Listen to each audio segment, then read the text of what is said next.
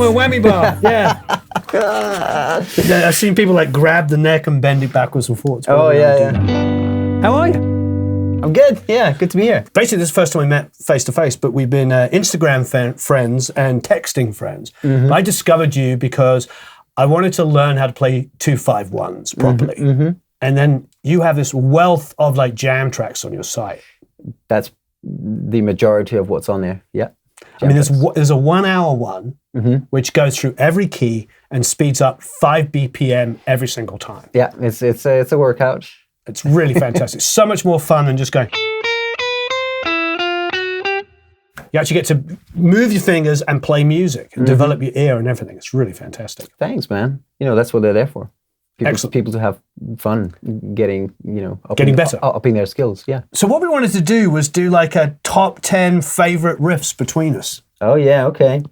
So I'm going to go back. Let's start with something super simple that I actually met him as well a couple of years ago, and he was just an absolute gentleman, very sweet guy. But yeah, his band, the Kinks, well, him and his brother's band.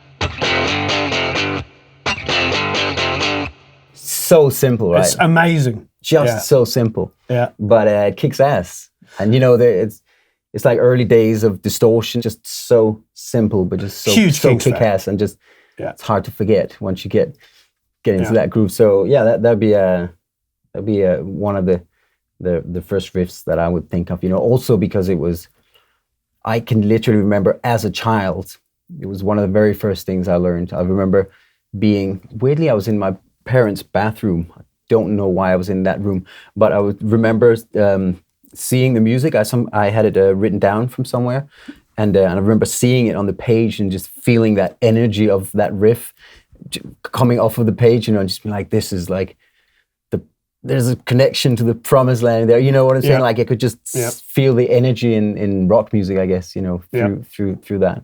Kinks was such a phenomenal band, or are such a phenomenal band. Yeah. I think of Lothar as well. Sure. That chord.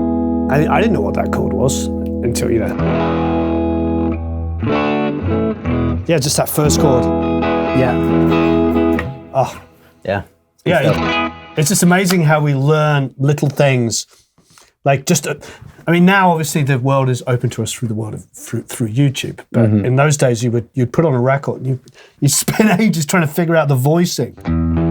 And then I can't remember what I saw. I think I saw something on television. And I saw I'm like, what is that shape? And then it dawned on me that it was a C chord up here. Oh, yeah. You would have to bar it. And that's how I learned it. Right. And then I was 13 years old and I went to go and see them at the Guildford Civic Hall. Wow. And I stood in front of Dave Davis and he played that chord. And I was like, that's the chord. That's a great first one. Yeah.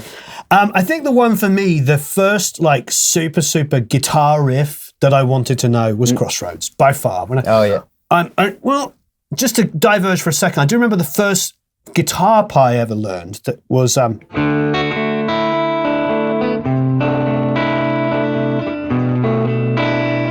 Needle and a Damaged Dancer. Yes.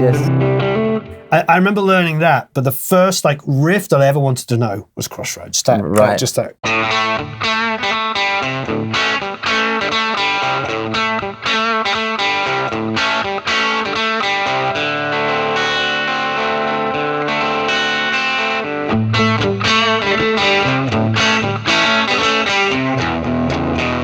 And then something like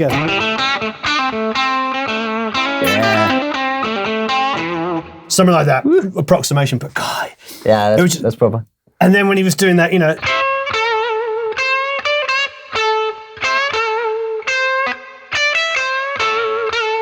it's just such great stuff. I mean, even the way the riff, the solo starts with.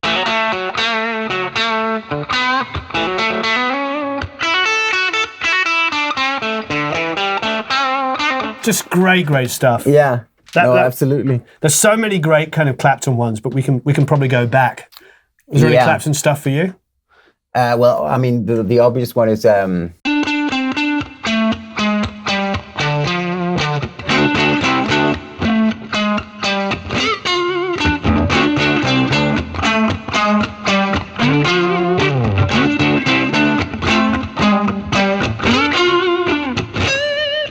it's so good. Yeah.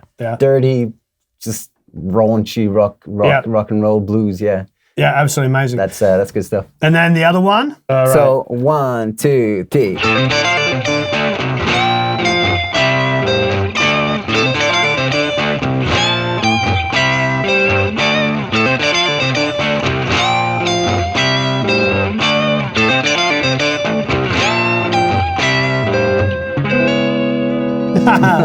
That chord sequence. Yeah, man. I love it. Just when he goes, just that little twist when it comes in. You're like, oh, what was that? Yeah. It's so good. And that was the first time I ever learned a riff that I had to bend on the top E string. Oh, really? Yeah, because when you're a kid, it's in a good position for like bending on the. Yeah. It's a good place to do it, you know. But still, it's like, wow, this is kind of painful doing that. That's certainly when you're starting out, especially if you're not doing it right, and you're like, hurting your muscles. Yeah, that was a tough one for me, because before that, obviously, when I was a kid, it was always the Chuck Berry. Well, that kind of. Right. And that G string was always a little bit more spongy, but then you'd be like, oh, you're a kid, like, what? Yeah. Like, what's going on there? That hurts. Yeah. Do we have to do that? Yeah, I remember learning Hendrix, Band of Gypsies, all that stuff. But I remember learning those 2 Hendrix bends, well, I call them Hendrix bends, that he does. I think it's on Who Knows, maybe, but when you go up. So that's I remember learning that for the first time. You bend it up and you catch a string and then you ride that string down. And you do it again. He does that. I think it's on Who Knows, one of those. Yeah. Just such a dirty thing, but like doing a bend and then catching like that sort of quite. I've never tried it that way. Quite dissonant sound. So you let it, you let the next string get caught under it. That's so good. So yeah, he does that on that album, and it's just like I remember hearing that the first time, like what was that? That's amazing. It may be from Who Knows. Oh.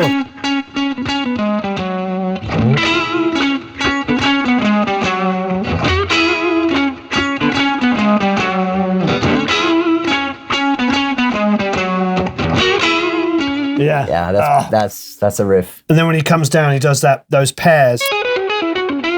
Yeah. And then he's always got like a little bend on him. Well, he's a bluesman, right? I mean, slinky. Everything's kind of. I had a huge period listening to just his blues output. Right. Because he's like a bluesman who just wanted to appear in another part as well, but like he really. But he had the funk in his right hand. Oh yeah, and I guess you could say that. Yeah. I think there's another thing I thought was like if you can get his right hand technique and incorporate it, because he's got a. It's not like. It has a looseness to it, like he's playing rhythm at the same time. Amazing looseness, yeah. It's like. He's definitely like one of the best funk blues guitar players. Yeah, but he also paid his dues doing that. Yeah. Before he did his own thing, he paid his dues doing exactly that. If we're going to do Hendrix, I have to do that. Oh, yeah. I mean, that was the most evil thing I ever heard when I was a kid. Well, yeah.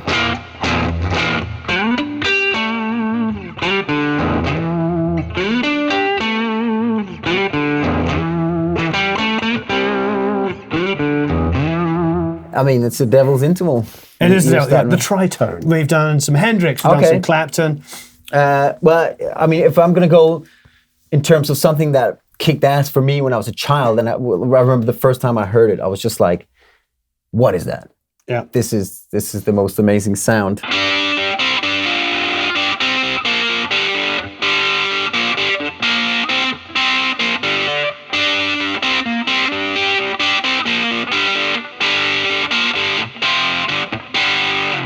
Yeah. Such a killer riff. That was amazing. I remember being a kid when that came out, and I could never figure it out. No, I couldn't either. I didn't figure it out till probably 15 years later. Right. Like, I'm not kidding. And it wasn't like I was spending my whole youth trying to learn that. Yeah. But I just remember that golden moment of listening to it and being like, this is the coolest sounding guitar I've ever heard. Like, what is this? How does he do it? And I legitimately did not figure out how he did it till much later when I, had learned some finger picking, and you know, had played around with the wah-wah long enough to you know, to like figure out how to produce that sound. And I was like, what? Oh, so is he using the wah and he's just tilting it back? As far as I understand, it's a static position, because then you just get that little bit of bite. I mean, you could achieve that with EQs on their own, but to me, it sounds like a wah-wah that's kicked in, but it's a static. Right. And then you get that amazing bite to it, and then you combine that with the, you know, that gentle finger picking kind of vibe, but you're picking something that's got bite to it, you know.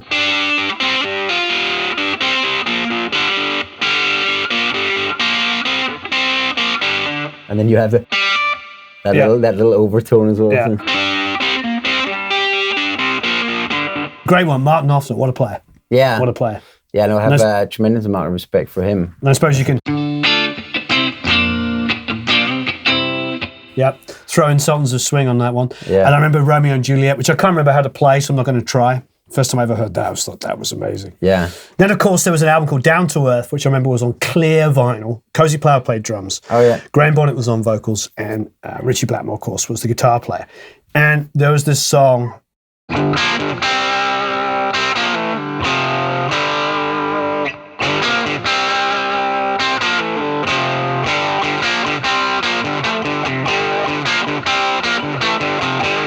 It's just All Night Long, it was called. And it's the same voicing he uses for the riff that everybody likes to joke about. It's that same voicing, you know, but I just love the fluidity. And after that, I started, in my band, writing riffs. You know.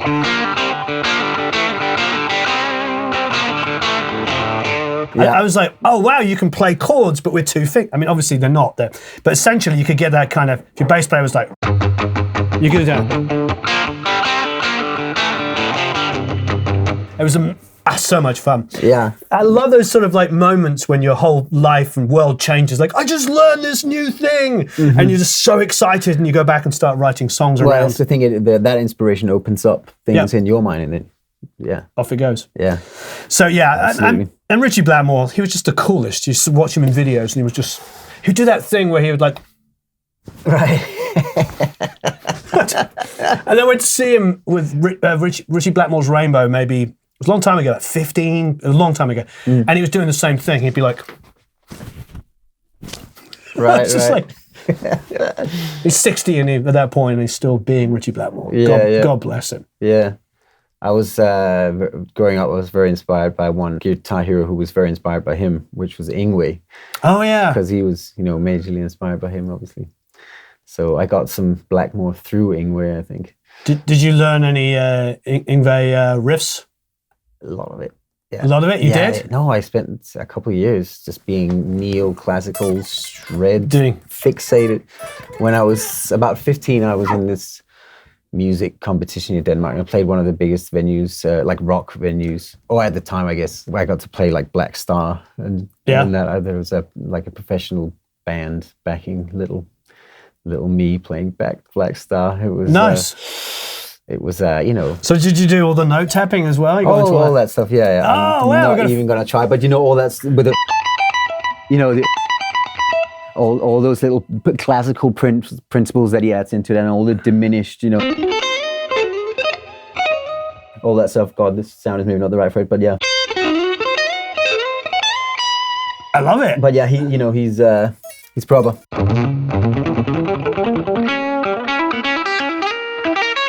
In terms of moving diminished patterns like that, I liked his... you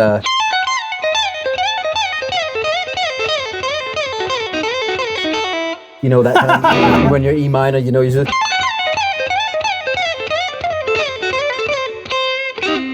That one is a fun one because you can move it in patterns, but there's so many of them. I haven't played them for a good while, I gotta admit. But yeah. You can do those on your Wednesday warm-ups. Give me the diminished ones. I want to learn them from you. I have not done warming up with Yngwie Malmsteen, actually, so...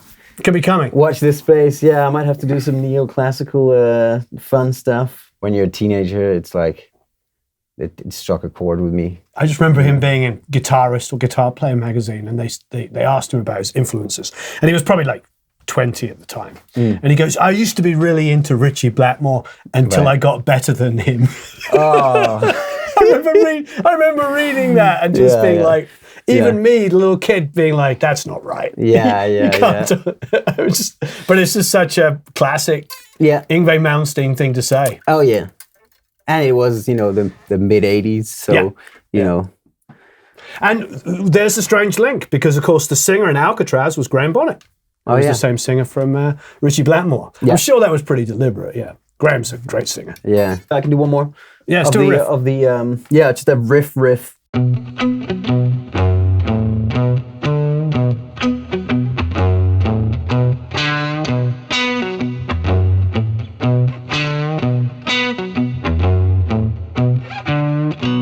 I mean, what an amazing album. Yeah. Dark Side of the Moon. It is a fantastic album, yeah. And it's amazing that it's so creative and such a piece of art, and yet it is still, it has been for so many years one of the biggest selling albums of all time.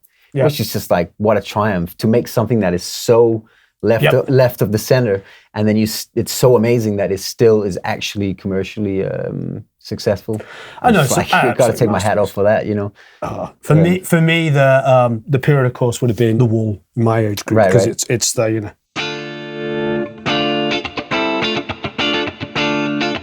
Love that.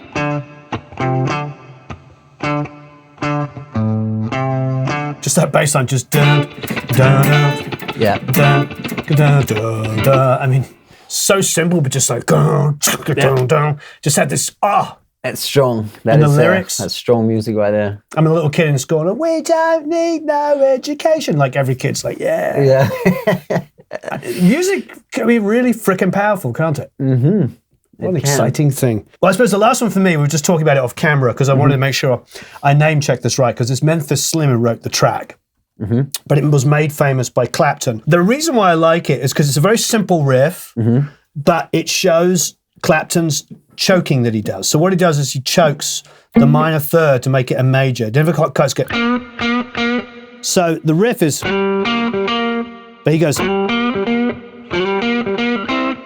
So you get that.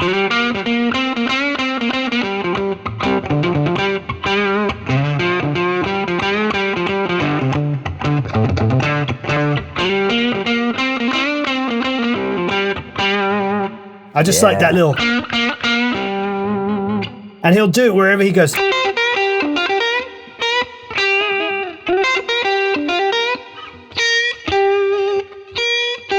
Yeah, I love that. Even if you're just passing by it.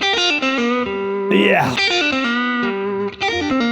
It's just that little touch of the minor third, sort of hinting at the major third. Oh, it's so nice to put it in a geeky way. And Kosoff. Oh yeah.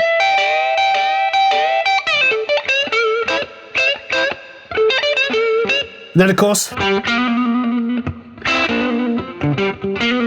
just hammering on that minor. I think the reason why I bring it up is I feel like that was the single biggest thing that gave me an understanding of what blues was. Because when I was a kid, you're in A or something, and then you learn the blues scale. Even if you can play it fast, it's still. And maybe you get in some bends, you know. But as soon as you get into this,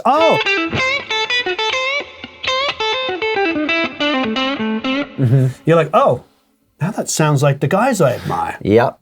Because I didn't really figure it out, because I'm thinking, well, it's an A major, but this. I'm like, what's going on there? It's all those little touches, isn't it? Like playing the scale up and down gets you not very close to the sound of the blues, but with those little tweaks and soulful, You're doing like a blues week on your channel now, aren't you? Might be a couple of weeks later by the time this comes out. No, I actually just did it. Yeah, I mean, I do it fairly often. This was the 7th blues week I've done. I like it because we were talking, when you first arrived, I was talking about how like the younger guys do all this kind of like sliding into the note, which I never learned.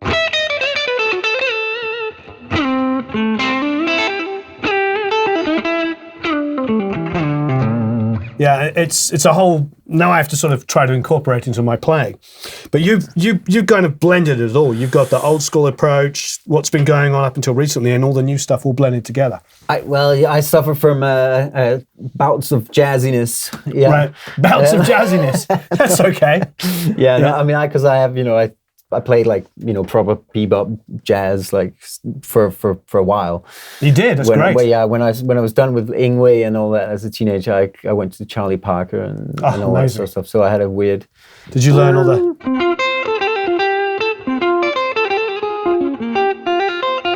Yeah, I mean, I learned some heads and obviously and stuff like that. But I also just, it has informed what is now my jazz language, like that sort of Charlie Parker bebop stuff. That's pretty much all the all those little language bits. That's pretty much what informs my jazz language, or it's a very large part of it. I love that. That comes out sometimes, when we're just playing the blues.